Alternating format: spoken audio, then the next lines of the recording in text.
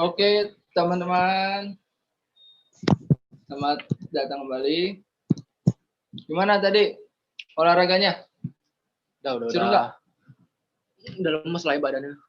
Lemes. Jangan lemes dong, kan sebentar lagi Maksudnya ada materi. Relax gitu masih. Iya. Ototnya udah nggak tegang. Gimana tadi udah ada ngapain aja tuh di mentoring?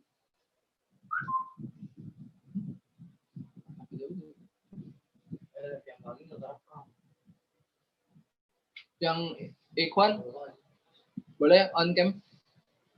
Jadi camp kembali kayak tadi. Seperti apa ya?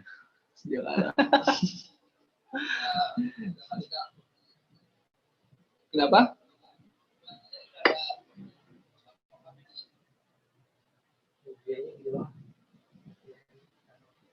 Kenapa? Cindy udah nyampe belum? Boleh on cam kalau udah nyampe. Problem jangan, bahaya. Ya. Terus ada Diki Saputra. Boleh dinyalakan kameranya.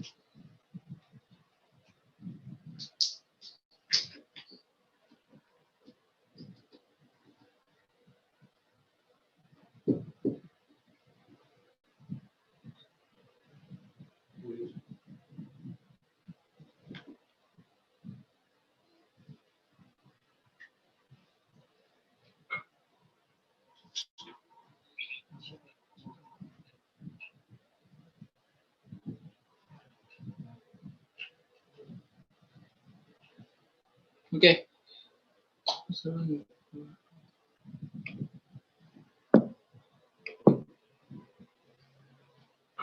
Oke teman-teman, nanti setelah ini ada materi ya. Materinya itu temanya tentang saksikan aku seorang muslim. Nanti akan dimoderatori oleh Kak Abdul Hanif Al-Islami. Ya, alhamdulillah Bang Abdul Hanif udah join ya, udah ada di room. Mungkin disapa dulu boleh Bang Hanifnya. Ayo say hi dulu buat Bang Hanif. Assalamualaikum Bang Hanif. Assalamualaikum. Assalamualaikum warahmatullahi wabarakatuh. Pada di mana ini? Lagi di mana ya kita? Di rumah. Di rumah. Oh, di rumah ya. Ya, ada di rumah orang baik yang alhamdulillah mau nampung kami. Abang lagi di mana, Bang? Ini lagi di kamar. Sendirian? Nggak ada keluarga? Oh, nggak ada. Gimana kabar? Baik, Bang? Alhamdulillah, sehat. Semoga pada sehat semuanya.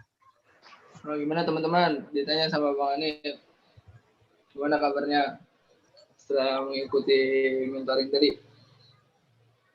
Mungkin biar nggak sepi-sepi amat, boleh saya tunjuk ya satu orang ya buat ceritain tadi mentoring apa aja sih, terus apa aja yang didapat tadi. Siapa nih? Karib.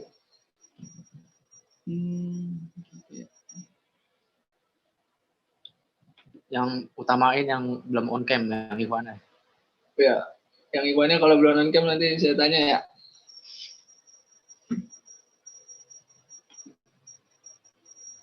Masya Allah, langsung pada on cam. Gak ada ditanya kalau kayak gini. Don't be panic.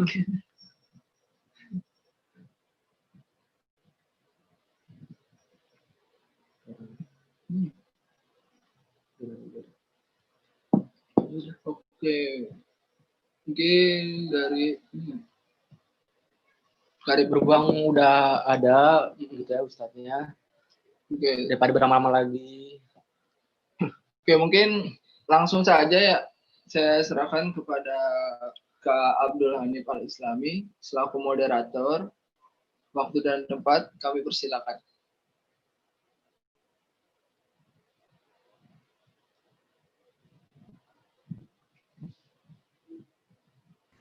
Bentar ya, bentar. Oke, kita tunggu ya teman-teman. Siap.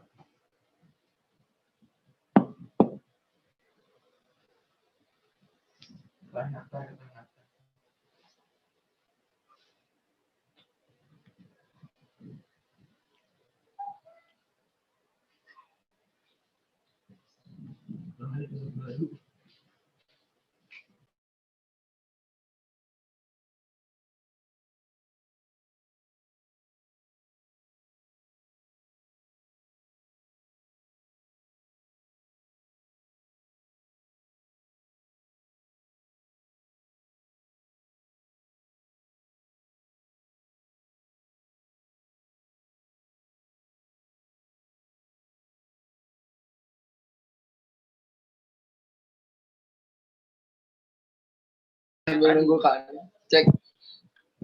Oke, sambil nunggu persiapan dari kakak moderator, mungkin kita lanjut tadi ya. Mau nanya nih, siapa ya? Untuk siapa nih Karib? Buat ceritain tadi olahraga ngapain aja? Siapa ya? Coba di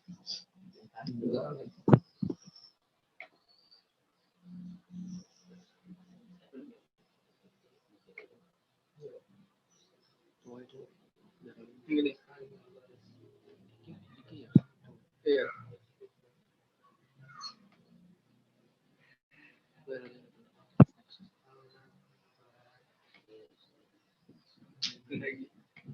siapa ya? Oke. Silakan Gusti untuk memberikan pesan-pesannya setelah tadi mentoring gitu ya, olahraga, udah kayak fresh badannya. Iya. Silakan Gusti. Gusti, masukkan suaranya. Gusti lagi mempersiapkan diri nih kayaknya. Oke, Gusti, kita tunggu. Silakan.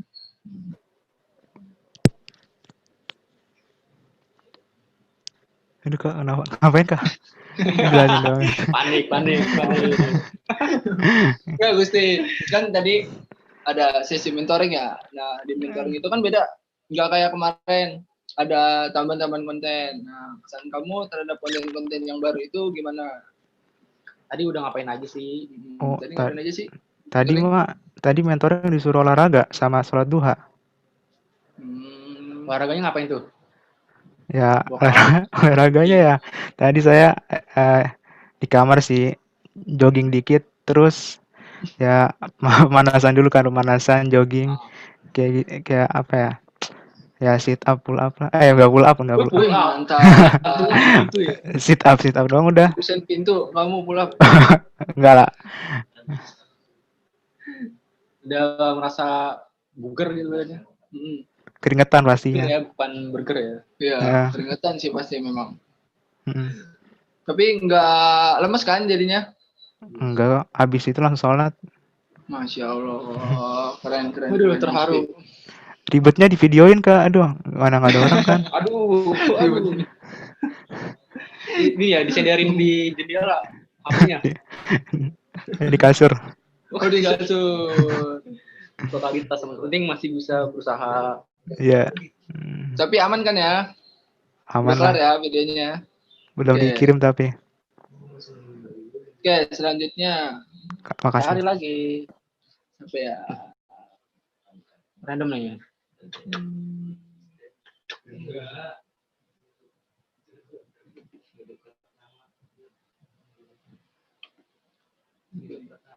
Ini.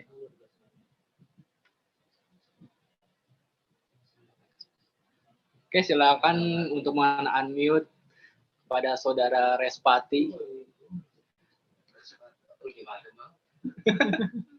Ayo Respati.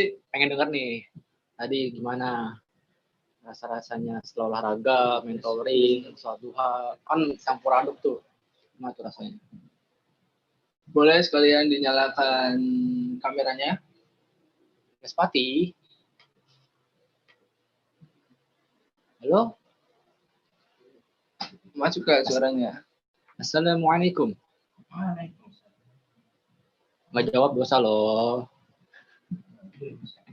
Respati. Oke, karena Respatinya belum jawab, Mungkin kami tanyakan kembali kepada Kak Abdul Hanif, apakah sudah siap? Oke. Oke, karena Bang Abdul Hanif sudah siap, selanjutnya teman-teman persiapkan diri ya untuk mengikuti materi yang akan dimoderatori oleh Kak Abdul Hanif Al-Islami. Jangan lupa untuk yang ikon kembali kami ingatkan untuk menyalakan kamera ya. Jangan lupa. Oh iya, sama ini Kak, jangan lupa catatannya. Oh ya. Pokoknya nanti ada, ya siap-siap aja ya kalau tanya random. Siap-siap aja. Oke, kepada Kak Abdul Hanif Al-Islami selaku moderator kami persilakan. Oke, baik teman-teman semuanya. Bismillahirrahmanirrahim. Assalamualaikum warahmatullahi wabarakatuh. Waalaikumsalam. Selamat pagi. Alhamdulillahirrabbilalamin. Wabihi nasta'in wa ala umuri dunya waddin. Wassalatu wassalamu ala asyrafil anbiya'i wal mursalin wa ala alihi wa sahbihi wa man tabi'ahum bi ihsanin ila yaumiddin. Pertama kita wajib bersyukur kepada Allah Subhanahu wa taala ya.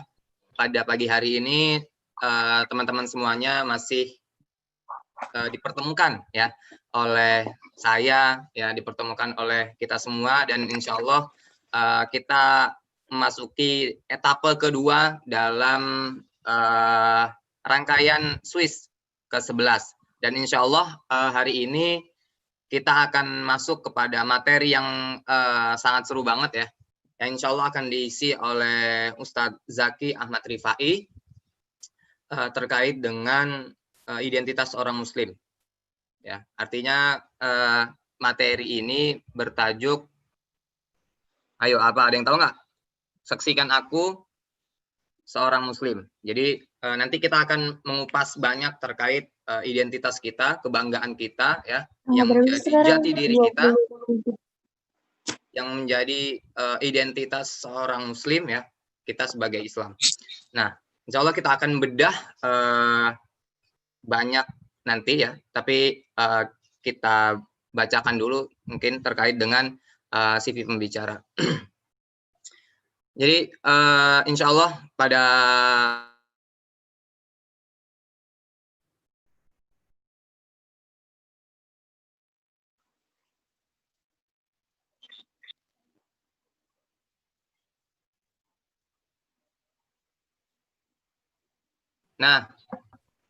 oke, thank you panitia. Ya, jadi ini ya, CV daripada Ustadz Zaki Ahmad Rifai, motonya jangan bosan hidup. Lahir di Jakarta tanggal 22 Februari tahun 94. Tanggalnya beda 3 hari dengan saya, jadi kurang lebih lah ya kan, mirip-mirip. Lalu sosial medianya ada Facebook Zaki Ahmad Rifai, di Twitter @ZakiZR, dan juga di Instagram Zaki_ZR. Dan beliau punya banyak begitu karya ya, berjuta rasa menjadi papa muda-muda. Mungkin ini soon ya, ke depan kita akan menjadi generasi tersebut. Lalu kemudian jangan berdakwah nanti masuk surga. Wah, ini bahasanya sangat menarik ya. Lalu kemudian Islam nggak liberal. Nah, ini teman-teman mungkin yang sekarang ngelihat Islam ya, ataupun gerakan-gerakan Islam disudutkan, nah boleh baca bahwa Islam itu nggak liberal. Lalu kemudian pelajaran dari buku kehidupan yang dicetak oleh Al-Haq Publishing. Nah, lalu banyak lagi tuh. Nah, juga ternyata beliau main peran ya di mana tuh? Di Tausiah Cinta ya, sebagai Afian produksi tahun 2015, lalu kemudian juga 5 penjuru masjid sebagai Usman. Dan beliau memiliki 1 istri dan alhamdulillah sudah dikaruniai oleh 3 anak. Semoga anak-anak beliau menjadi generasi Salahuddin atau generasi Muhammad Al-Fatih. Nah, lalu pendidikan beliau di Sekolah Dasar Bani Saleh 3 Bekasi, lalu kemudian di SMP-nya di SMP Negeri 5 Kota Bekasi, SMK Negeri 1 Kota Bekasi, S1-nya di UIN Sunan Kalijaga di Jogja, lalu kemudian S2-nya di Hukum Islam Konsentrasi Studi Politik dan Pemerintahan Islam, UIN Sunan Kalijaga juga. Nah, lalu sekarang aktivitas beliau adalah mengurus anak ya, menulis, jalan-jalan. Statusnya tadi sudah menikah, tokoh idolahnya Nuruddin Mahmud bin Zanki.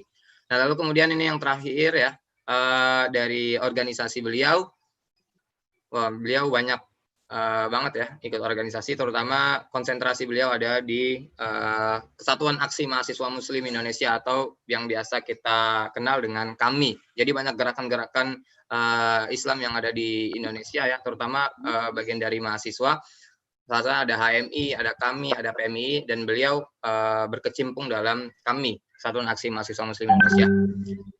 Ketua Umum mengurus Komisariat UIN Sunan Kalijaga ya, tahun 2015-2016, lalu Ketua Umum kami juga pengurus daerah Kota Yogyakarta, naik tingkat lagi ya. Lalu kemudian Sekretaris Bidang Olahraga Seni dan Budaya, nah ini di pengurus pusat. Lalu kemudian Ketua Umum kami pengurus wilayah DI Yogyakarta 2019-2021. Oke, mungkin teman-teman udah nggak sabar ya terkait pembahasan yang insya Allah akan disampaikan oleh Ustadz Zaki Ahmad Rifai.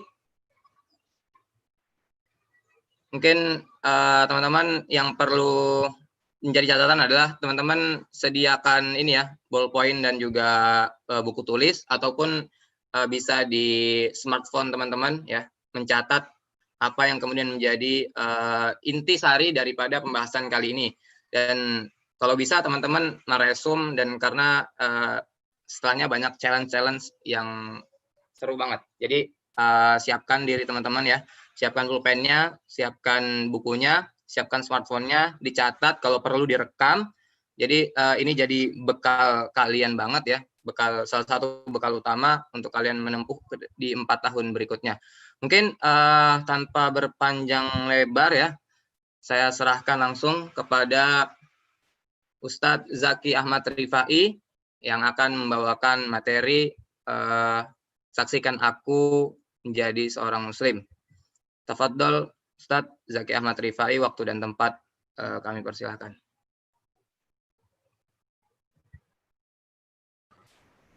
Ya, terima kasih. Assalamualaikum warahmatullahi wabarakatuh. Alhamdulillah wa kafa, salatu wassalamu ala nabi Mustafa wa ala alihi wa sahbihi wa man ihtada. Asyhadu an la ilaha illallah wa la syarika lah wa asyhadu anna Muhammadan abduhu wa rasuluh. Ya nabi wa rasul abada. Allahumma shalli wa sallim wa barik ala nabiyina Muhammadin wa ala alihi wa sahbihi wa man tabi'ahum. Jadi syukur kita panjatkan kepada Allah Subhanahu wa taala yang telah memberikan kesempatan, kenikmatan kepada kita semua. Walaupun di masa pandemi seperti ini yang tidak ideal, tapi kita masih bisa berkumpul, melakukan aktivitas-aktivitas yang bermanfaat, berkualitas ya.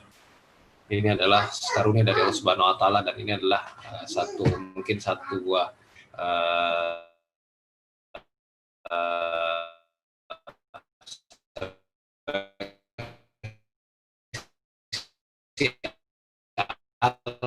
bahwasanya kita bisa jadi Allah liyabluwakum ayyukum ahsanu amala gitu ya.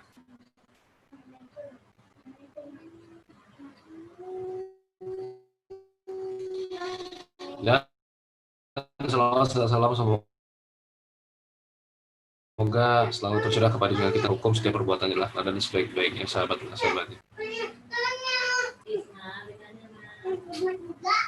Teman-teman sekalian rahmati Allah Subhanahu wa taala, ini kayak judul bukunya Ustaz Salim ya. Ustaz Salim judul bukunya adalah Saksikan Bahwa Aku Seorang Muslim.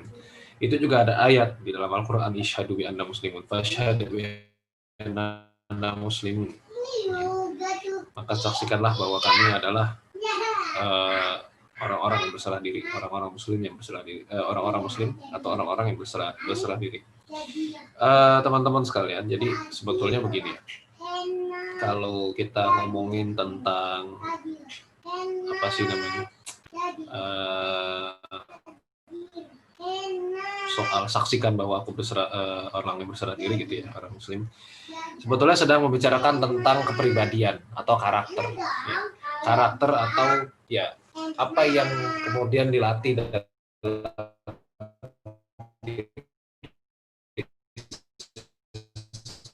orang. Karena sungguhnya gini teman-teman, sabda dari Nabi SAW, manusia yang percaya diri, terutama sebagai muslim. Karena apa? Rasul SAW ketika membawa Islam ini ke tanah Arab, ke jazirah Arab, itu dengan semangat pembaruan, penyempurnaan akhlak, dan juga semangat untuk membuat kita itu bangga jadi seorang muslim. Ya, misalnya hadis pertama, kullu mauludin yuladu al fitrah. Ya. Setiap anak yang dilahirkan itu dalam kondisi fitrah. Setiap anak yang dilahirkan dalam kondisi dia suci. Dan fitrahnya manusia itu adalah Islam. Fa'abahu yuhawidani, au nasirani, au majisani. Dan maka kemudian bapaknya lah yang membuat dia menjadi Yahudi atau Nasrani atau Majusi. Ya, bapaknya yang membuat dia Yahudi, Nasrani atau Majusi. Artinya kita itu di dalam kehidupan kita bisa jadi kita itu berislam hanya karena kita lahir dari orang Islam. Kita itu berislam hanya karena kita hidup di tengah-tengah atau di lingkungan orang Islam. Bisa jadi sama sekali tidak terfikirkan dalam diri kita, dan tidak terlintas dalam benak kita bahwa bisa jadi kalau misalnya saya tidak lahir dalam atau dilahirkan oleh orang Islam, bisa jadi saya bukan Islam. Dan bisa jadi saya tidak tahu Islam ini benar atau tidak kalau memang saya tidak dilahirkan dalam kondisi sebagai muslim. Nah, jadi kebanggaan menjadi seorang muslim itu adalah sesuatu yang perlu dibangun. Kita tidak bisa tiba-tiba bangga gitu jadi muslim. Nggak bisa. Kita harus membangun perasaan bangga itu. Ya. Dengan perasaan bahwa kita itu adalah seorang yang unggul, seorang yang patut untuk menjadi orang yang didengar. Karena laqad ja'alnakum ummatan wasatan litakunu syuhada'a 'alan nas, kata Allah Subhanahu wa taala. Kita dijadikan umat pertengahan, umat moderat, ya, umat di tengah-tengah, litakunu syuhada'a 'alan nas. Supaya apa? Supaya bisa menjadi saksi bagi setiap perbuatan manusia di muka bumi ini. Jadi memang kita itu diciptakan oleh Allah Subhanahu wa taala sebagai selain jadi umat terbaik, kita juga menjadi umat yang memberikan tawaran solusi. Artinya kita harus bisa yang namanya amar ma'ruf nahi munkar itu bisa kita ejawantahkan dalam setiap kehidupan kita. Ya. Bahwasanya yang namanya amar ma'ruf, mengajak kepada yang ma'ruf, itu adalah mengajak kepada kebaikan yang universal. Dan nahi munkar atau mencegah kepada kemungkaran itu adalah ketika kita mencegah dari keburukan yang universal. Sekarang itu LGBT, perzinaan, ya, seks bebas dan lain sebagainya, itu bukan munkar statusnya. Statusnya dia hanya fahsya. Ingat ya, inna sholata tanha anil fahsya wal munkar. Sesungguhnya sholat itu mencegah kita dari perbuatan keji dan munkar. Ada fahsya, ada munkar. Kalau fahsya itu kerugiannya masih buat diri sendiri aja. Tapi kalau munkar itu dia sudah kerugiannya sudah meluas. Nah, sekarang itu banyak orang yang mengatakan bahwa LGBT terus kemudian seks bebas itu bukan sesuatu yang buruk, yang penting suka sama suka kan kayak gitu. Nah, berarti kita belum berhasil teman-teman sekalian mengajak kepada yang ma'ruf dan mencegah dari yang munkar. Nah, karena kita ini adalah umat pertengahan, umatan wasatan, kita harus bisa menjadi saksi, bisa menjadi pemberi solusi, tawaran solusi bagi orang-orang di sekitar kita. Artinya kita mungkin bisa memberitahu LGBT itu adalah sesuatu yang dilaknat Allah. Tapi kita nggak bisa ngomong begini sama orang yang nggak percaya Al-Quran, nggak percaya Islam, nggak percaya Allah. Kita juga nggak bisa ngomong begini kepada orang non-muslim. Maka gimana caranya? Ya caranya agar kita kemudian memberikan satu penelitian, misalnya penelitian bahwa LGBT begini berdampak pada apa sistemik dan lain sebagainya. Gitu. Jadi umat Islam itu seharusnya seperti itu. Bisa mengikuti zaman karena apa? Kita itu yang menjadi umat pertengahan. Litakun syuhada, kita yang menjadi saksi bagi setiap perbuatan manusia di muka bumi ini. Ini satu. Maka kita punya tugas untuk mengembalikan setiap manusia kepada fitrahnya. Ya, karena apa tadi? Kullu mauludin yuladu alal fitrah. Itu yang pertama. Kemudian yang kedua, man tasabba biqaumin fahuwa minhum. Ya, barang siapa yang menyerupai suatu kaum, maka dia akan menjadi bagian dari kaum itu. Nah, hadis ini, pelajaran dari hadis ini, kita bisa pahami bahwa yang pertama, menyerupai satu kaum itu nggak boleh. Ya, maksudnya bergaya rambut, berkehidupan, gitu ya, cara makan, cara minum, itu hanya untuk menyerupai kaum tertentu, hanya untuk menyerupai idola kita seperti itu nggak boleh. Ya, karena sebaik-baik teladan dan yang harus diteladani, yang patut diteladani Rasul Shallallahu Alaihi Wasallam. Ketika misalnya itu kita melakukannya atau kita mengikuti orang lain, maka itu kita tolak, nggak boleh. Nah, tapi di hadis ini ada semangat lain, yaitu artinya apa? Maka be yourself, jadilah dirimu sendiri, banggalah sebagai muslim, jangan ikut-ikutan mereka, karena mereka itu nggak ada untungnya kalau kita ikutin, kayak gitu kan. Makanya ketika misalnya orang Yahudi dan Nasrani di Madinah pada manjangin kumis, Rasul manjangin jenggot. Ya. Orang yang Yahudi dan Nasrani pada pada puasa Asyura, ya Rasul kemudian puasa Tarwiyah, kayak gitu. Puasa Tasua. Jadi memberikan perbedaan. Jadi semangat bukan asal beda, ya, tapi ingin menunjukkan bahwasanya Islam itu adalah ajaran yang murni, sempurna, tidak terkotori seperti agama-agama yang lain.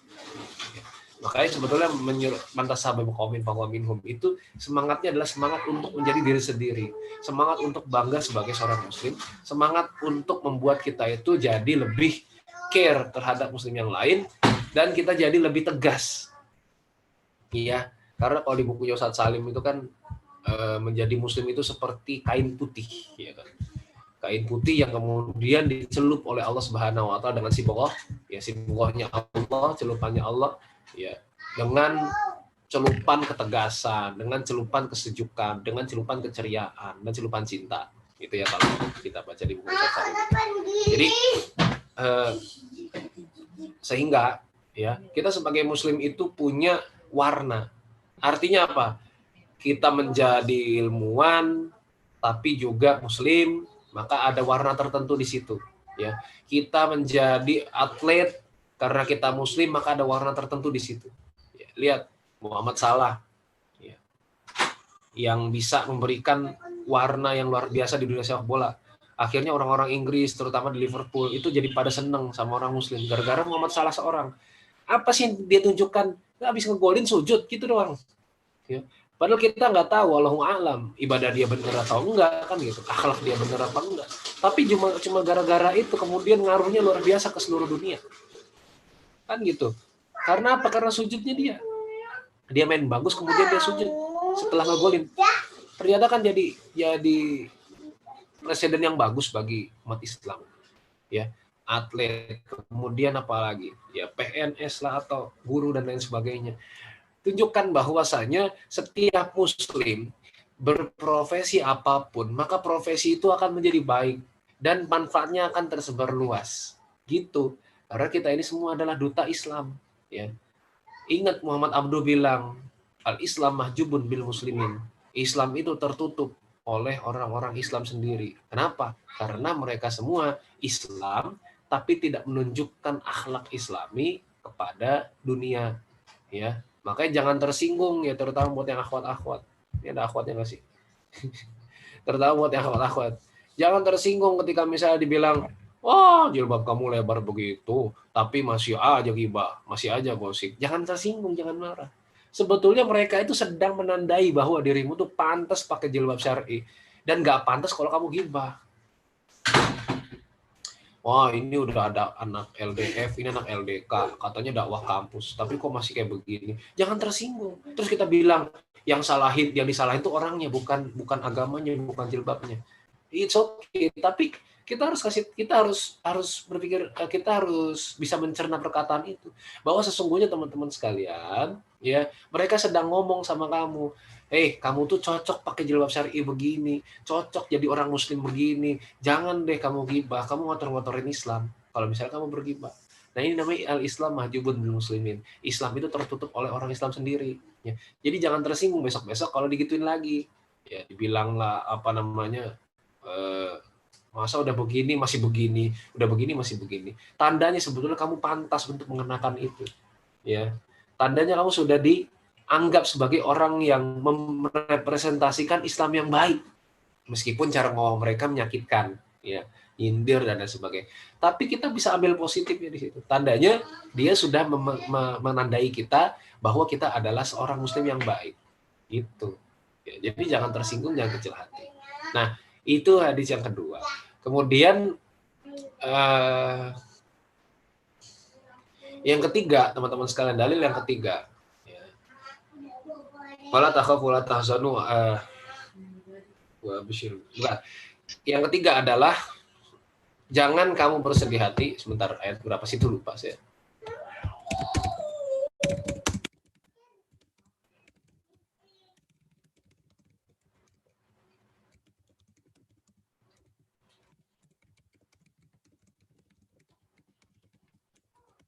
Udah selesai ya?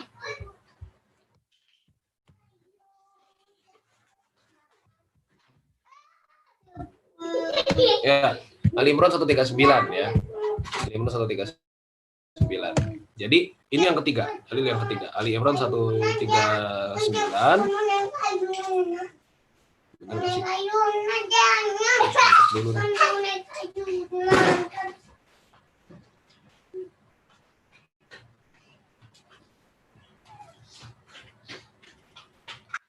Ya, benar. Wala tahinu wala tahzanu wa antumul a'laun in kuntum mu'minin, ya. Jangan kamu bersikap lemah, jangan juga bersedih hati. Wa antumul a'laun, padahal kamu orang-orang yang tinggi derajatnya jika kamu orang-orang yang beriman. Jadi muslim kemudian mukmin, ya. Jadi kenapa jangan kamu bersedih, jangan inferior. Bahasa di sini gitu. Jangan inferior, jangan merasa lemah, jangan merasa di bawah. Jangan merasa kalian kalah dalam segala hal. Walaupun kenyataan di lapangan sekarang seperti ini. Tapi jangan merasa bahwa ya udah kita kalah dari mana-mana. Kita kalah oleh orang Jepang, kita kalah oleh orang Eropa dan lain sebagainya. Sekarang iya, tapi jangan punya mental kalah. Kalah itu boleh, tapi jangan punya mental kalah. Ya. Karena banyak orang kaya tidak punya mental kaya, banyak orang menang tidak punya mental menang. Jadi kalah itu boleh, tapi jangan sampai kita punya mental kalah. Nah, orang Islam itu unggul. Sudah Allah bikin unggul kok kita itu sebetulnya. Dengan apa? Dengan manhaj yang jelas. Dengan manhaj yang jelas. Kita berislam, kita ada Al-Qur'an, kita ada hadis yang tidak pernah direvisi, ya. Yang kebenaran sudah jelas, otentik.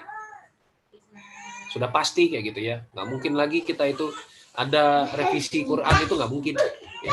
Kita unggul di situ. Kemudian kita unggul juga dari apa? Keteladanan seorang Rasul Shallallahu Alaihi Wasallam yang tidak ada satupun keburukan dalam dirinya, dia maksum, dia bisa kita ikuti, teladani dari dia bangun tidur sampai nanti kita tidur kembali. Sempurna, ya. Terus kemudian juga apa? Kita juga selain dari kitab, kemudian Rasul, kemudian kita juga kita punya Allah, kita bertuhan kepada Allah Subhanahu wa taala yang tidak akan bisa diserupakan oleh siapapun. Ingat di agama yang lain selalu ada foto Tuhan mereka di dalam rumah. Ya kan? Selalu ada foto Tuhan mereka di dalam rumah. Tandanya apa? Ketika Tuhan itu bisa diindera, bisa dicirikan, bisa digambarkan, berarti dia bukan Tuhan. Kenapa? Karena bisa dibayangkan oleh makhluknya. Tuhan itu, ya, pencipta itu, maha pencipta, itu tidak akan bisa dibayangkan oleh yang diciptakannya. Ya enggak? Kalau kita bikin robot, ya, tentu saja si robot itu hanya akan melakukan apapun yang kita setting. Ya. Kalau kita punya HP itu hanya akan bisa melakukan apapun yang kita setting. Selain itu, nggak bisa.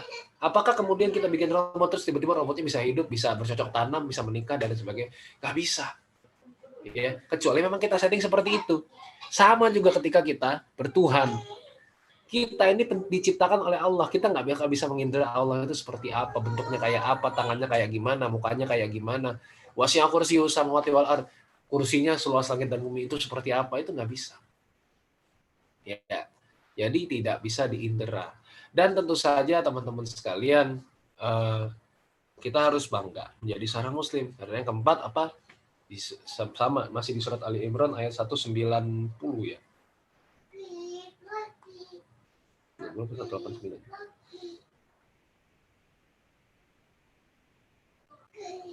Itu 191. Inna fi khalqis samawati wal ardi wa ikhtilafil laili wan nahar la ayatin li ulil albab alladziina yadhkuruna Allaha qiyaman wa qu'udan wa 'ala junubihim wa yatafakkaruna fi khalqis samawati wal ardi. Ya, sesungguhnya dalam penciptaan langit dan bumi dan pergantian siang dan malam itu ada tanda-tanda kekuasaan Allah bagi orang-orang yang ulil albab.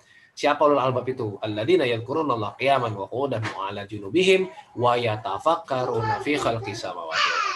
Ya, yaitu orang-orang yang mengingat Allah dalam keadaan berdiri, dalam keadaan duduk, dalam keadaan berbaring, dan memikirkan segala penciptaan Allah yang ada di langit dan di bumi. Ya, Rabbana ma khalaqta hadza batilan subhanaka faqina adzabannar. Ya, wahai Tuhan kami, tidak ada satupun ciptaanmu yang batil, tidak ada satupun ciptaanmu yang tidak seimbang, tidak ada satupun ciptaanmu yang tidak benar. Semuanya benar, semuanya bagus, semuanya bermanfaat, semuanya berfaedah. Ya. Subhanaka faqina adzabannar, Maha suci Engkau, ya, maka lindungilah aku, lindungilah kami dari api neraka. Ya, jadi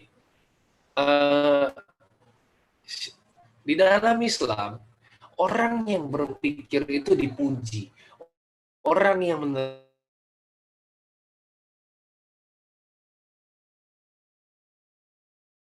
meneliti, orang yang cerdas itu dipuji. Nggak kayak itu terjadinya gereja.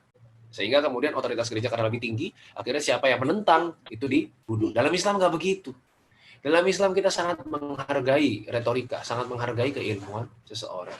Jadi kalau ada orang ateis bilang, orang semakin berpikir akan semakin tidak bertuhan, maka sebaliknya dalam Islam, semakin berpikir manusia itu akan semakin bertuhan.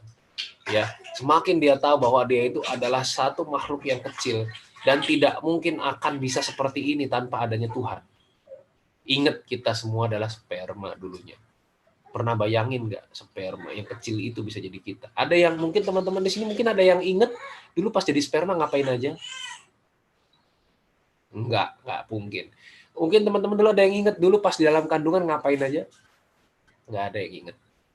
Atau pas sudah lahir, dari baru lahir sampai umur 2 tahun, 3 tahun, masih ingat kalian ngapain aja? Pasti pada nggak ingat. Kenapa? Itulah kuasa Allah. Kuasa Allah bahwasanya lupa itu adalah karunia yang besar. Jadi jangan sepelekan, lupa itu nikmat. Lupa kenangan pahit bersama mantan itu nikmat. Banyak orang nggak bisa ngelupain mantannya, apalagi suka stalking di Instagram. Dilihat, kok dia makin cantik ya, kok dia makin ganteng. Ya iyalah, kenapa dia makin cantik setelah nggak sama lu? Karena pas sama lu dia pusing, jadi jelek mukanya. Setelah putus, wah nikmat dia, lepas dari segala hubungan yang toksik, jadi cantik dia. Gitu ya. Jadi artinya teman-teman sekalian, lupa itu nikmat. Dan tentu saja teman-teman sekalian, kembali lagi ke ayat 190 tadi, 190-191, bahwa orang yang berpikir, ulul albab itu adalah orang yang mampu mengintegrasikan antara iman dengan ilmu. Ya, antara iman dengan ilmu. Artinya semakin dia berpikir, maka dia semakin beriman. Semakin dia beriman, maka dia semakin berpikir. Terus seperti itu. Itu orang yang beriman, itu orang Islam seperti itu. Jadi tidak seperti di ajaran yang lain. Kita sangat dihargai ketika kita punya keilmuan, ketika kita punya punya kebisaan, punya keahlian, sangat dihargai. Bahkan kalau kita baca di kitabnya Imam Az-Zarnuji itu ya, Ta'limut Ta'alim, bahwasanya sesungguhnya setiap orang yang berilmu itu harus dihormati, dan setiap kita meminta ilmunya itu harus dengan cara yang paling mulia. Ya, jangan sampai menyakiti hati orang yang berilmu, jangan sampai membuat mereka terzolimi, jangan sampai membuat mereka terganggu ketika mengajar, ketika ngasih ilmu. Seperti itu. Ya. Jadi sangat dihargai, sangat dijunjung tinggi orang yang berilmu, dan juga diberikan derajat yang tinggi oleh Allah Subhanahu Wa Taala. Ya, orang yang berilmu. Jadi teman-teman sekalian, banggalah jadi orang Islam. Dan pasti yang terakhir juga teman-teman sekalian, bahwa Islam ini pernah menguasai dunia. Walaupun ini ya, bagi saya klise ya, dikit-dikit, Islam dulu pernah. Tapi setidaknya ini bisa menyadarkan kita bahwa kita sebetulnya adalah penguasa dunia. Ya, penguasa dunia dalam artian yang positif, bukan yang negatif. Ya. Jadi kita dengan manhaj kita yang manhaj Islam ini yang sangat sempurna, dengan kemudian punya teladan yang sempurna juga, dengan punya Tuhan yang sempurna juga, tidak bisa diindra oleh yang diciptakan oleh makhluknya. Itu sebetulnya kita seharusnya bisa mengungguli manusia-manusia yang ada di muka bumi ini, seharusnya.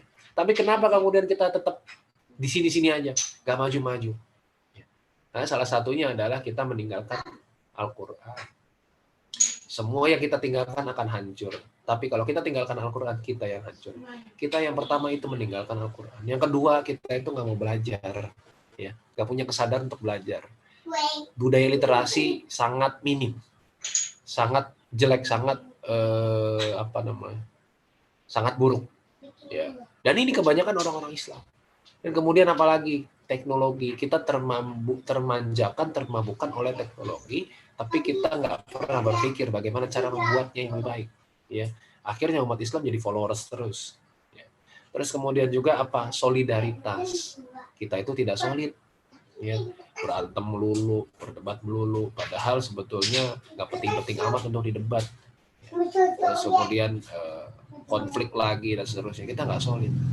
Karena kita merasa bahwa dakwah itu bukan untuk menyebarkan Islam seluas-luasnya, tapi kita merasa bahwa dakwah itu untuk perekrutan, dakwah itu untuk organisasi. Padahal nggak begitu. Ya, nah, dakwah itu adalah menyebarkan Islam seluas-luasnya. Lupakan dulu organisasi. Bertambahnya kuantitas dalam organisasi kita, SDM dalam organisasi kita, itu cuma bonus. Itu bukan tujuan utama. Tujuan utamanya adalah bagaimana Islam bisa diterima oleh sebanyak mungkin orang, sebanyak mungkin manusia, ke seluruh penjuru bumi, ke seluruh penjuru bumi. Ya, gitu ya. Itulah hal-hal yang perlu kita perhatikan, teman-teman sekalian. Semoga bermanfaat buat teman-teman. Saya nggak lama-lama karena memang ya memang ilmunya nggak banyak, ilmunya nggak banyak. Tapi semoga tetap bisa fokus. Ya, semoga tetap bisa mengambil hikmah dari materi yang saya sampaikan ini, dan teman-teman semoga bermanfaat dan bisa menjadi bekal teman-teman untuk diaplikasikan dalam kehidupan sehari-hari. Begitu juga saya, semoga tetap bisa istiqomah dan mengingatkan teman-teman dan saling mengingatkan ya kita supaya tetap berada dalam jalan kebenaran. Demikian dari saya, kurang lebihnya mohon maaf. Aku lupa lihat, astagfirullahaladzim. Saya kembalikan ke moderator. Baik, jazakallahu khairan kasih Ustaz Zaki telah memaparkan ini ya, mancing sedikit ya terkait dengan pembahasan pada kali ini, materi pada kali ini yaitu saksikan aku seorang muslim. Nah, kayaknya teman-teman udah pada gregetan ya, pengen bertanya. Saya buka dua penanya terlebih dahulu, satu dari Ikhwan dan satu dari Akhwat. Baik, ada yang ingin bertanya boleh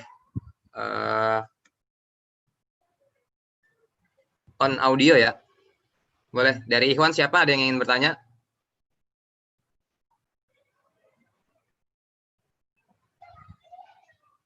Yang Ahwat boleh pertanyaannya ditaruh di room chat ya. Saya izin bertanya, Kak. Baik ya, yang Ikhwan Niko Kurniawan. Ya, Assalamualaikum warahmatullahi wabarakatuh. Izin bertanya ini, kita sebagai seorang muslim hendaknya harus selalu merasa bangga bagaimanapun profesi ataupun kegiatan kita sehari-hari. Nah, ini saya tanyakan di sini kepada narasumber. Kita ini saat ini statusnya sebagai seorang mahasiswa. Jadi cara-cara untuk kita menunjukkan kebanggaan kita sebagai seorang muslim itu bagaimana? Terima kasih. Oke, baik. Niko, terima kasih pertanyaannya. Yang Ahwat, ada yang ingin bertanya, yang Ahwat? Ayo, ini pematerinya luar biasa nih. Jangan sampai ketinggalan. Ini yakin nih, sebanyak Ahwat ini nggak ada yang mau nanya. Atau malu-malu. Makanya pertanyaannya ditaruh di room chat. Tadi pertanyaan Niko, kita sebagai seorang mahasiswa, bagaimana cara untuk bangga ya menjadi seorang muslim? Sebagai mahasiswa, bagaimana caranya bangga menunjukkan identitas sebagai muslim? Ayo yang Ahwat.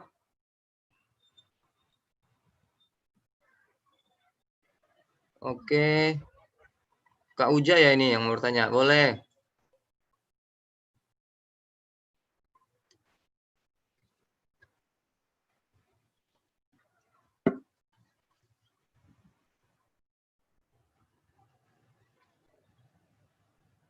Lagi diketik kali ya.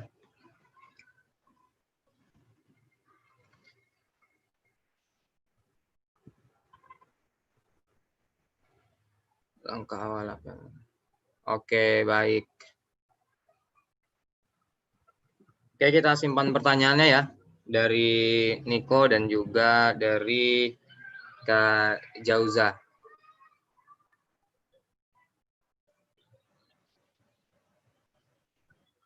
Oke, baik. Izin Ustadz menyampaikan dua pertanyaan dari teman-teman peserta. Yang pertama dari Niko, kita sebagai mahasiswa, bagaimana cara kemudian kita menunjukkan kebanggaan identitas sebagai seorang Muslim? Itu yang pertama, Ustadz. Dan yang kedua dari Jauza, izin bertanya, Ustadz, langkah awal apa yang harus kita lakukan sebagai orang yang baru hijrah? Mungkin itu Ustadz boleh dijawab. Fadhil masykur.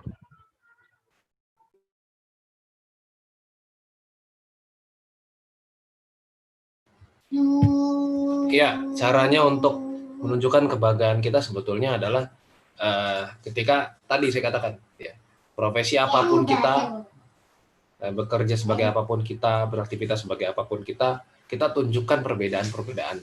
Ya. Bahwa apa yang kemudian kita lakukan, kita kerjakan, itu akan sangat berbeda, ada sentuhan-sentuhan nilai Islam di situ. Bermanfaat, lebih luas, lebih bagus, lebih baik, seperti itu. Ya, misalnya kan banyak bakti sosial nih. Tapi apa sih bedanya bakti sosialnya lembaga sosial biasa dengan lembaga sosial Islam? Atau misalnya teman-teman di sini ngadain bakti sosial, apa sih bedanya kalian dengan lembaga filantropi yang lain? Ada nilai-nilai yang lain di situ apa?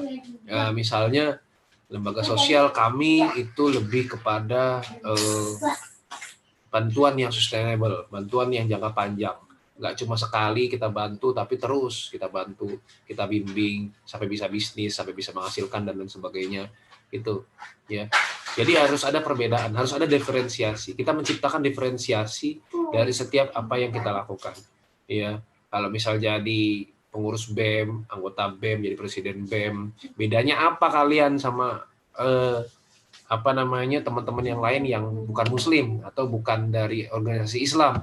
Bedanya apa? Diferensiasinya harus ada diferensiasi ketika kita melakukan sesuatu. Ini yang membuat kebanggaan kita terhadap Islam itu meluas, terlihat, ya. Jadi harus ada diferensiasi. Itu satu. Terus kemudian yang kedua, sebagai bentuk rasa syukur kita kepada Allah dengan apa? Ya dengan mengikuti sunnah-sunnah Nabi, ya. Dengan mengikuti aturan dari Allah Subhanahu Wa Taala dan sunnah Nabi. Ya, entah apakah itu dari cara berpakaian, cara berpikir, cara berkata-kata. Ya. Cara berkata-kata bisa kan? Falyakul khairan aw liyasmut misalnya. Maka berkatalah yang baik atau diam. Sekali berkata, sekali ngomong langsung kena kayak gitu. Ini kan namanya cara berbicaranya Nabi. Ya. Memang yang paling kelihatan cara berpakaian. Tapi yang jelas teman-teman sekalian, dengan cara berpakaian, kemudian juga cara kita bergaul, berwawasan, insya Allah itu akan menunjukkan kebanggaan kita terhadap kebanggaan kita sebagai orang Islam. Seperti itu ya. Semoga bisa menjawab. Kalau yang kedua tadi, apa langkah yang harus kita lakukan setelah hijrah? Gampang aja. Yang pertama, evaluasi. Apakah dosa yang kita lakukan kemarin masih kita lakukan sekarang? Kalau masih berarti belum hijrah. Ya. Kalau masih tapi tahapnya atau skalanya lebih kecil, ya berarti sudah mulai ada proses hijrah. Tapi kalau masih dan skalanya sama aja atau bahkan lebih besar, nah ini belum. Satu. Kemudian yang kedua, ada nggak kebaikan yang bertambah dalam diri kita? Misalnya tadinya nggak pakai jilbab, sekarang pakai jilbab, gitu kan? Nah, tapi ada nggak kebaikan yang bertambah? Atau jangan-jangan kita cuma pindah dari satu dosa ke dosa yang lain? Ya. Kita tadinya teman kita ya, berarti saya juga dong. Mbak-mbaknya di sini nggak pakai jilbab, terus tiba-tiba pakai sekarang, gitu kan? Nah, tapi masih ngomongin orang, masih ghibah dan lain sebagainya. Berarti cuma pindah dari satu dosa ke dosa yang lain, ya. Dan itu salah. Seharusnya bukan seperti itu, tapi dari keburukan kepada kebaikan dan dari kebaikan kepada kebaikan yang lebih besar. Itu hijrah namanya. Yang ikhwan juga begitu, ya, berhasil bisa sholat 5 waktu terus di masjid. Tapi setelah itu yang berat itu bukan cuma mempertahankan ritmenya, tapi juga menahan mulut kita untuk nggak ngomongin yang belum ke masjid gitu. Jadi hijrah tuh seperti itu. Gimana caranya supaya kita itu konsisten ya, dan sinkron dari segi omongan maupun perbuatan. Kayak gitu ya. Semoga bisa menjawab. Baik, syukuran Ustadz. Mungkin karena masih ada waktu ya. 2 penanya terakhir. Saya, Kak. Boleh, Gusti. Assalamualaikum warahmatullahi wabarakatuh. Waalaikumsalam. Saya mau nanya, Kak, tentang bagaimana sih kan kita sebagai orang Muslim kan diturunkan ke bumi itu untuk menjadi duta Islam kan. Nah, pasti semua duta itu punya visi dan misi sendiri, peran dan tanggung jawabnya sendiri. Nah, sebenarnya kita itu peran dan tanggung jawab umat Islam itu seperti apa, Kak? Gitu. Nah, lalu kan gini, Kak, ini sebenarnya sih masalah yang pasti kebanyakan dialami oleh anak muda ya. Anak muda itu kan susah sekali untuk berkumpul atau apa ya, maksudnya berkumpul dalam satu majelis nih. Misalkan nih di daerah saya itu orang-orangnya, anak mudanya itu sangat sedikit yang apa ya, yang sering sholat dan sering ikut majelis. Nah, itu bagaimana sih caranya agar masjid itu selalu ramai dengan anak muda? Nggak hanya orang tua saja gitu. Yang kebanyakan yang azan lah, yang jadi marbot lah, itu orang tua semua. Anak mudanya itu jarang gitu, Kak. Bagaimana, Kak? Terima kasih. Baik, terima kasih Gusti. Pertanyaan kedua dari Ahwat. Ayo, pertanyaan terakhir dari Ahwat. Ada yang ingin bertanya?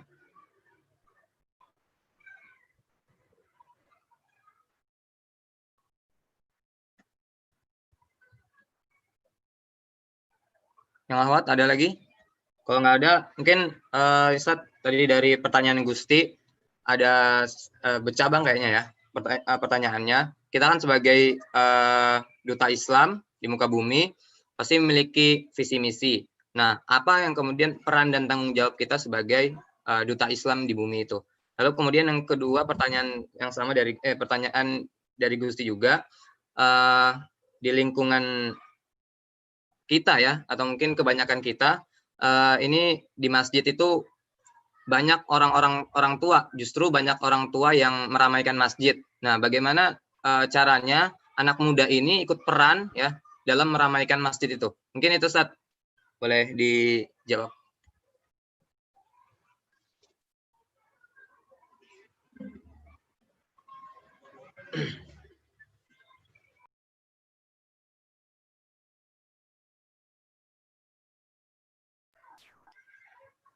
Afwan, Ustadz, belum on mic.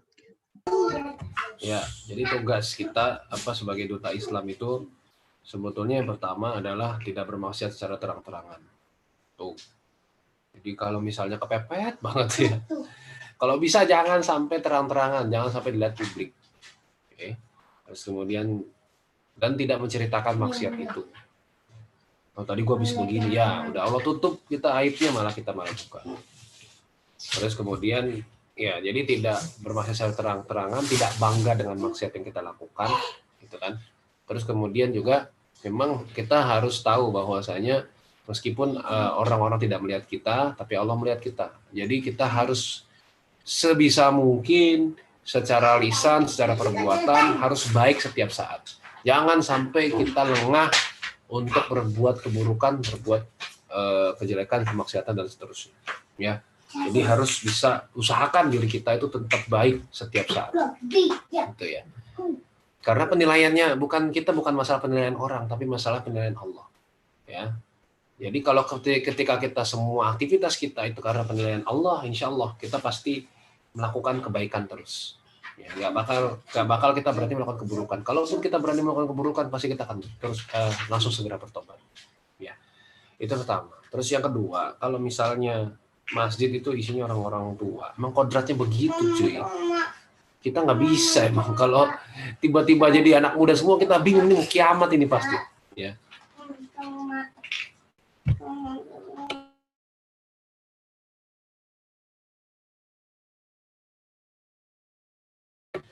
Ya, jadi tadi anak saya ngajak ngomong, maklum ya. Anak 3. Anak 3 istri 1. Ya, jadi masih bingung. Masih apa namanya, terdistraksi banyak banget nih anak-anak di samping. Ya.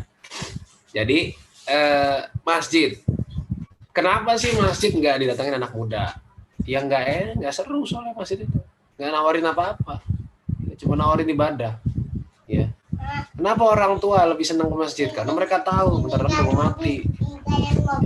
Karena udah mau mati, jadi deketinlah dirinya kepada Allah Subhanahu wa taala terus-terusan, beribadah terus. Nah, apa yang membuat anak muda mau ke masjid? Sadar kalau dia mau mati. Pada sadar nggak? Sehat-sehat aja di badannya nih, susah. Terus kemudian yang kedua, apa yang membuat anak muda mau ke masjid? Seru, have fun. Ada nggak menyenangkan nggak masjid? Ya gimana masjid itu mau rame kalau masjid itu setiap bukan waktu sholat ditutup, dikunci. Ya kan? Saya jadi teringat istri tadi Ustadz Hanan. Jadi waktu dia ngisi di Masjid Al-Latif di Bandung itu, ada anak kos-kosan lagi mati airnya, ya. Airnya mati di kos-kosan, terus akhirnya dia numpang boker di masjid, numpang boker di WC masjid.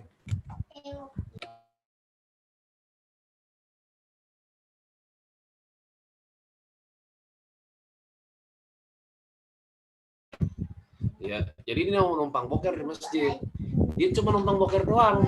Nah, pas adzan dia nggak masuk masjid, nggak sholat. Cuma numpang boker setelah adzan, terus sholat isya, dia duduk di situ. Dia nggak sholat. Nah, duduk di situ aja, duduk di selasar ini. Terus dengerin ceramahnya Ustadz Hanan habis isya. Dia denger, terus dia nangis. Tuh. Datangnya hidayah gara-gara boker. Ya kan? Pernah nggak lu bayangin? Kita dapat hidayah gara-gara boker. Orang hijrah gara-gara boker doang. Ternyata Masya Allah, Allah itu luar biasa ngasih hidayah kepada kita. Benar. Faidullah mayyasha wa yahdi mayyasha. Kita disesatkan oleh Allah. Allah itu menyesatkan siapa aja yang dia kehendaki, dan siapa aja dikasih tunjuk, dikasih hidayah bagi siapa aja yang dikehendaki. Dan lewat mana aja. Jadi jangan ngeremehin akhlak sekecil apapun sebagai seorang muslim. Jangan-jangan orang bisa tertarik sama Islam gara-gara kamu minum sambil duduk. Ya kan, lagi jalan kayak kemarin nih, ada yang ketemu itu taksi. Nah, pas dapat minuman, jongkok gitu, duduk terus minum. Bisa jadi orang ngelihat itu langsung terinspirasi dengan Islam. Ya, cuma gara-gara itu. Nah, jadi setiap apa yang diajarkan Rasulullah ikutin, nggak ada ruginya.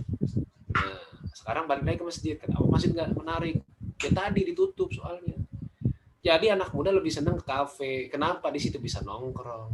Anak muda lebih seneng ke food court. Kenapa? Di situ bisa ngobrol, hahaha. Di masjid kagak boleh. Dari kecil kita udah dibilang, masuk masjid teriak-teriak, ketawa-tawa, sama bapak-bapak diusir.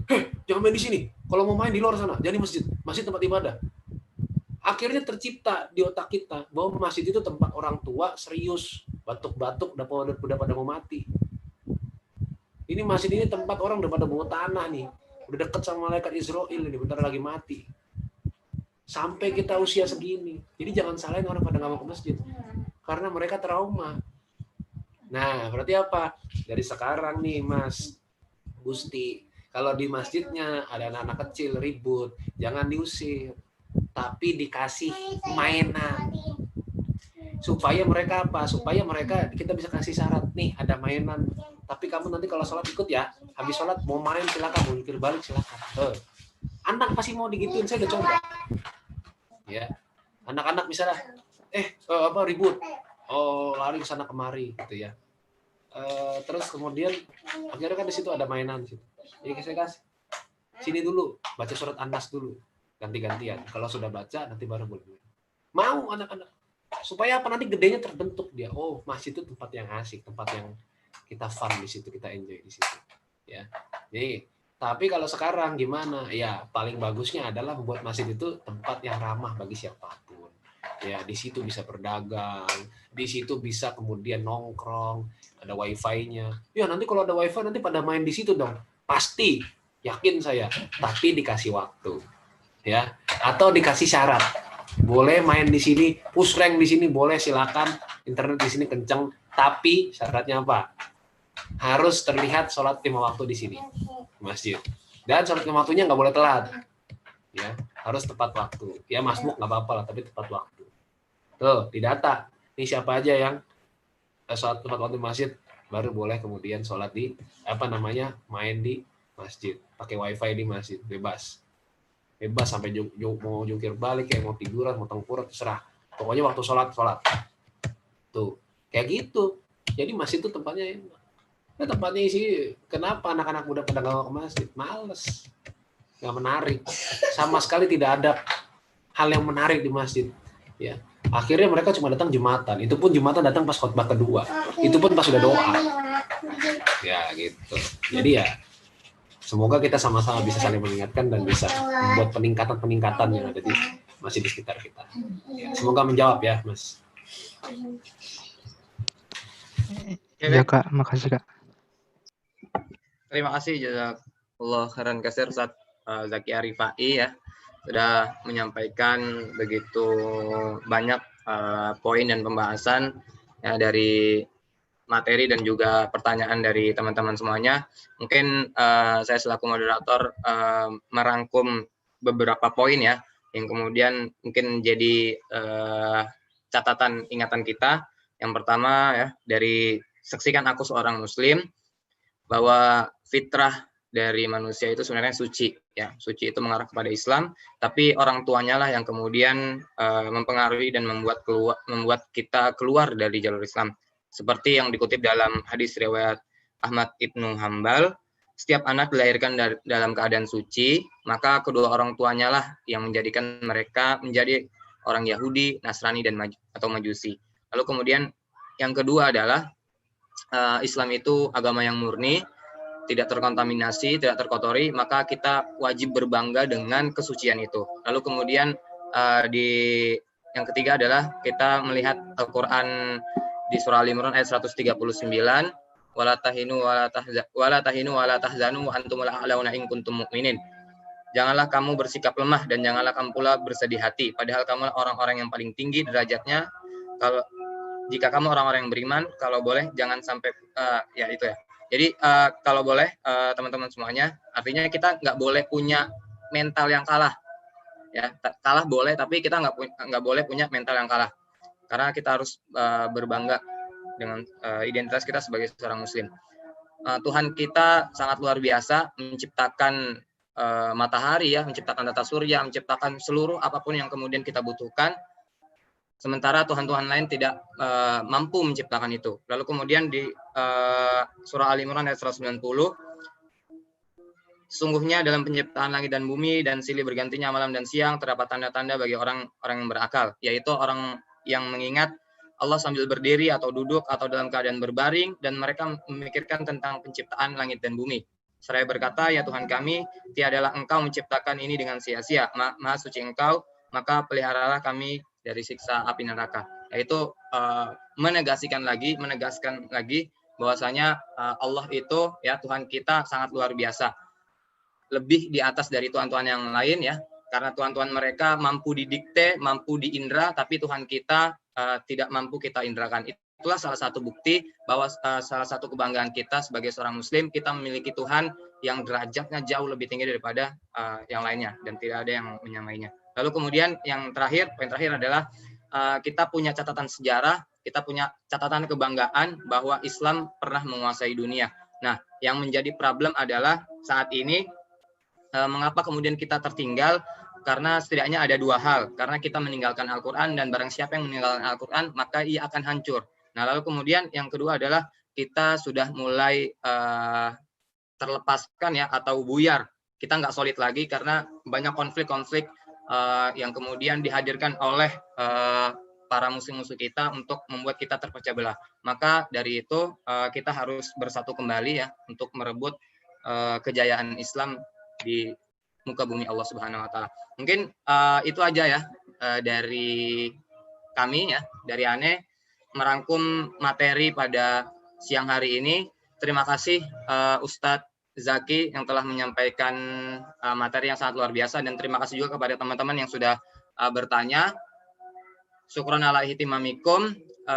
Jangan lupa catatannya catatannya. Jangan lupa tadi poin-poinnya dicatat ya, dirangkum, dihafalkan. Kalau bisa teman-teman semua mampu mengamalkan apa yang kemudian menjadi hikmah dan kebaikan yang ada pada materi ini. Terima kasih karena sudah menjelang sholat zuhur.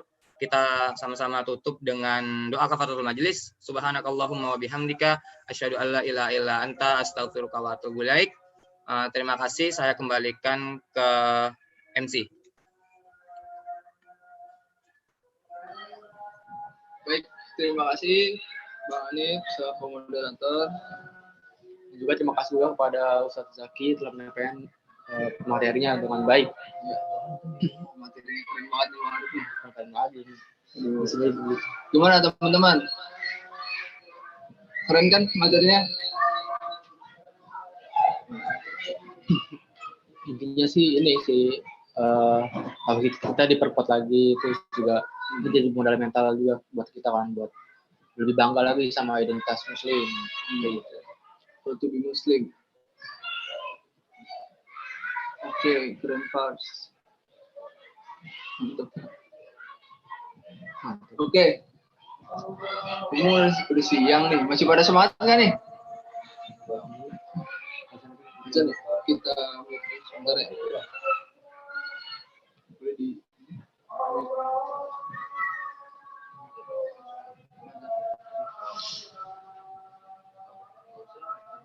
ya, dipersilakan Pak Hanif. Bentar ya, ada azan.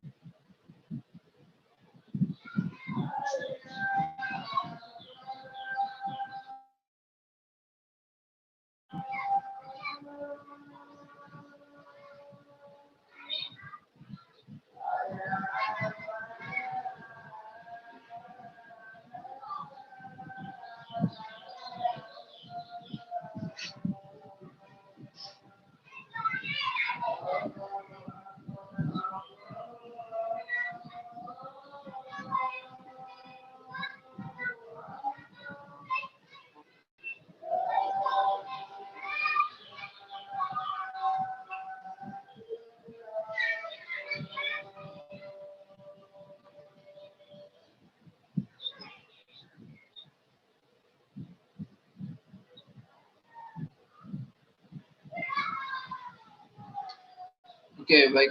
Maaf teman-teman, tadi ada soalnya jadi kami harus mute terlebih dahulu. Oke, teman-teman, berhubung karena udah masuk zuhur juga, dan sebelum kita tutup untuk sesi siang hari ini, gimana ya?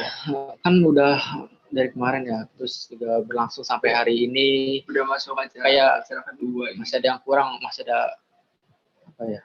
Ada sih yang kurang, ngerasa kurang gitu. Kira-kira apa yang bisa buat tambah semangat gitu ya? Mungkin kita bisa tambahin jargon nggak? Boleh. Gimana Kayak teman-teman? jargonnya? Setuju nggak kita tambahin jargon? Semangat. Setuju. Setuju. Itu udah dalam saya bakar semangat, bakar. Ayo. Oke. Untuk jargonnya, kalau MC bilang Studi Wisata Islam Season 11, jawabannya Be a great millennial Muslim. oke. Gimana teman-teman? Siap? Harus siap. Pokoknya harus semangat. Terutama Kalau yang nggak semangat, Ikhwan nih. Yang kalau Ikhwan nggak harus semangat, lebih nggak kencang tutup. suaranya. Nggak semangat kayak gitu. Tulis di chat aja, Kak. Iya, kalau yang hotnya boleh di chat, tapi kalau Ikhwannya kalau bisa boleh di unmute aja. Siap. Oke, kita coba. Yang Ikhwan harus lebih kencang nih suaranya nih. Oke. Tulis di chat, Kak. Studi Wisata Islam Season 11. Be a great millennial Muslim. Sekali lagi. Nggak ada suara nih yang Ikhwan nih. Kurang suara. Kurang semangat nih yang Ikhwan. Jadi penuh di chat ya. Enggak, kalau yang ahwatnya nggak apa-apa. Oke. Ikhwan harus. Sekali lagi ya. Penuh lagi di chatnya nih. Studi Wisata Islam Season 11. Be a great millennial Muslim. Nah, mantap tuh. Oke, karena udah pada semangat dan pada siang hari ini juga telah Memasuki waktu untuk ibadah. Jadi kami dari Master of Ceremony ingin menutup kegiatan pada siang hari ini dan nanti malam hari dilanjut lagi dan harus semuanya ikut kembali. Ini berapa nih partisipannya nih? Pokoknya harus 88. 88 ya? Iya. Oke, 88. Pokoknya kalau bisa lebih lah. Malam kan udah Ya, bisa malam dikabarin daripada teman-temannya. malam minggu kemana-mana mending join Swiss. Oke, mungkin untuk pengingat untuk peserta nanti malam kita join seperti biasa ya. Setelah Ba'da Isya nanti akan diinfokan lagi di grup WA. Mungkin teman-teman bisa persiapkan kuota sama persiapkan device-nya ya. Takutnya kan panas kan, dari tadi udah dipakai, mungkin bisa diistirahatkan terlebih dahulu device-nya. Tempelin sama kipas kan. Tempelin sama kipas. Terus gitu, terus device-nya rusak. Oke, kita sama-sama akhiri sesi pertama pada hari ini dengan membaca hamdalah, alhamdulillahirobbilalamin, dan membaca kafaratul majelis.